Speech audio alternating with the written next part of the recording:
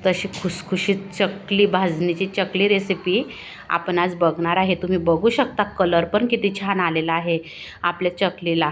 आणि तुम्ही पुढं बघाच, माझ्या हातून एक चूक पण झालेली आहे, मी तुम्हाला ते पूर्ण सांगणार पण आहे। नमस्कार, मी स्वाती सोनाक्षी बराटे व्हेज रेसिपीमध्ये तुमचे खूप खूप मनापासून स्वागत करते। चला तर मग रेसिपीला सुरुवात करूया। रेसिपी स्किप न करता संपूर्ण बघा। इथं मी 4 वाटी भाजणीचं पीठ घेतलेलं आहे। आता तुम्ही म्हणाल आता कशी चकली, तर मग माझी चकलीचं पीठ जसंच तसं राहिलेलं होतं। मी फक्त नैवेद्यापुरतं दिवाळीला बनवलं आणि नंतर कंटाळाच आला चकली बनवायचा, बनवलीच नाही।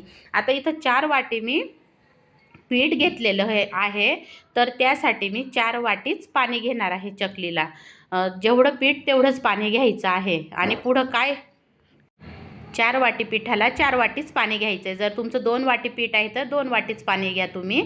आता बघा पाण्याला छान अशी उकळी आली, त्यानंतर मी तीळ टाकून घेतली आणि त्यानंतर आता मी ओवा घेणार आहे। थोडंसं हातावर मी ओवा क्रश केलेला आहे आणि ओवा पण आता टाकून घेतलेला आहे उकळत्या पाण्यामध्ये। त्यानंतर थोडंसं हिंग टाकला मी, म्हणजे पोटाला वगैरे पण त्रास होत नाही मग चकली वगैरे खाल्ल्यानंतर, आणि चव पण छान येते। आता मी इथं 2 ते 3 चम्मच मिरची पावडर घालणार आहे। तुम्ही तुमच्या आवडीनुसार वापरू शकता, तुम्हाला कसं कमी जास्त तिखट आवडतं, पण थोडी चकली थोडी तिखट छान लागते। आणि खूप पण नका टाकू, नाहीतर मग जळते चकली। आता चवीनुसार इथं मीठ टाकलेलं आहे बघा मी। आता इथंच माझी थोडीशी चूक झालेली आहे, मीठ माझ्या हाताने थोडं जास्त पडलेलं आहे, ते मला नंतर कळालं। आणि आता बघा 4 वाटी पिठाला मी 2 चम्मच पोहे खाण्याचा चम्मच तेलाचं मोहन टाकणार आहे। म्हणजे 1 वाटीला अर्धा चम्मच, 2 वाटीला 1 चम्मच, असं 4 वाटीला मी 2 चम्मच पोहे खायचा चम्मच भरून तेल टाकलेलं आहे, मोहन टाकलेलं आहे।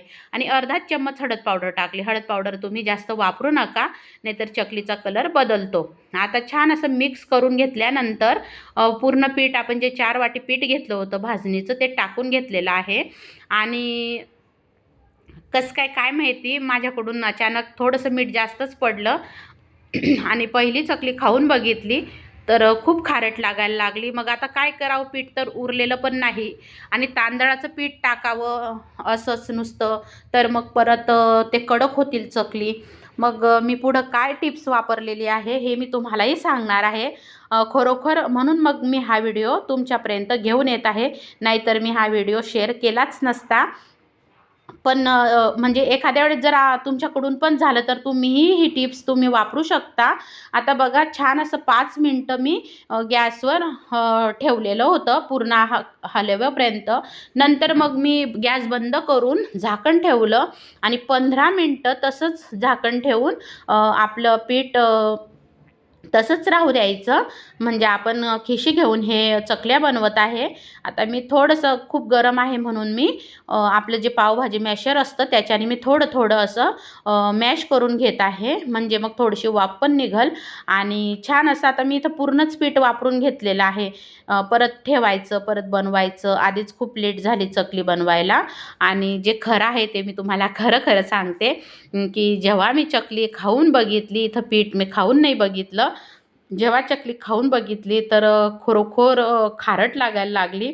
आणि मला वाटलं आता करायचं तरी काय, एवढं एकसाथ आपण चकल्यांचं पीठ मळून घेतलं आणि मग काय करायचं, तर काय केलेलं आहे रेसिपी स्किप न करता संपूर्ण बघा, मी तुम्हाला सांगते काय केलेलं आहे।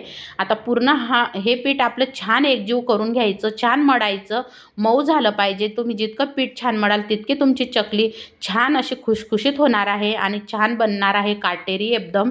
आता बघा मी पीठ छान चोळून घेतल्यानंतर असा सोऱ्या घेतलेला आहे, म्हणजे साचा चकलीचा, आणि चकलीची त्याला चकती लावून घेतली।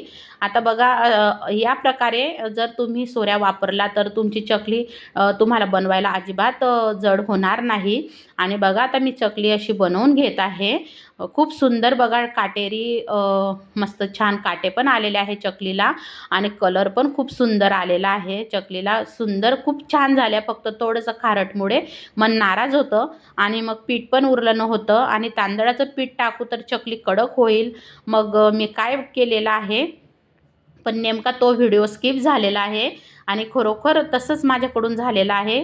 आता बघा मी चकल्या टाकून घेत आहे. खूप सुंदर अशी छान अशा गोल गोल चकल्या आपल्या तुम्ही तुमच्या आवडीनुसार लहान मोठी साईज माझ्याकडून झालेली आहे. कारण एकटीनेच चाळायच्या तळायच्या पण, म्हणून मग लहान मोठी थोडी साईज झालेली आहे. समजून घ्या. कमी जास्त तुम्हाला जर एकसारख्या टाकायच्या तुम्ही टाकू शकता.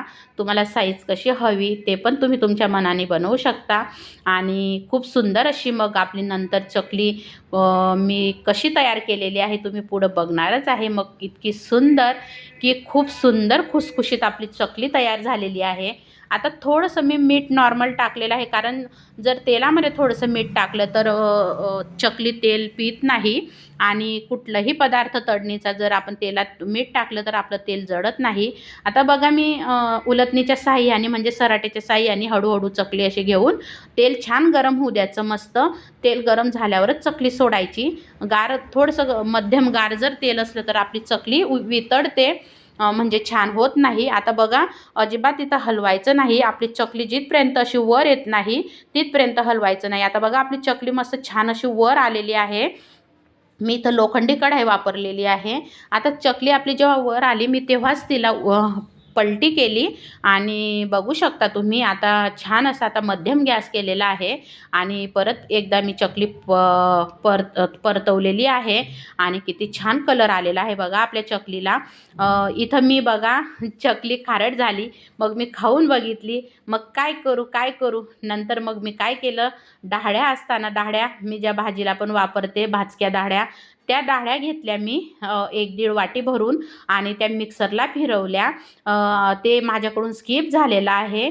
आणि ते पीठ मी परत आपल्या पिठामध्ये कालवलं आणि मग नंतर मी चकल्या बनवल्या. तर खरोखर तुम्हाला सांगते चकली खारट पण लागली नाही आणि अजून त्यापेक्षाही खुसखुशीत झाल्या. कारण त्याला मोहन वगैरे काही मग गरज नव्हती. खूप सुंदर अशी आपली भाजणीची चकली तयार झाली. श्री स्वामी समर्थ.